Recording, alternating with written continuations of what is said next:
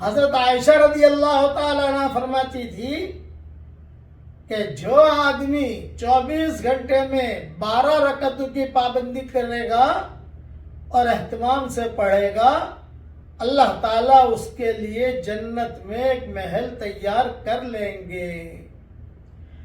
4 رکعت سنت موقدہ ظہر سے پہلے، 2 رکعت سنت موقدہ ظہر کے بعد، 2 رکعت سنت موقدہ مغرب کے بعد، 2 رکعت سنت موقدہ عشاء کے بعد، اور 2 رکعت سنت موقدہ فجر سے پہلے۔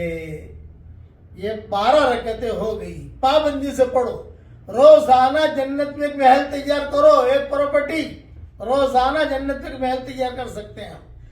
یہ مضمون جو میں نے بیان کیا حدیث کا حضرت عائشہ والا، یہ نسائی میں ہے۔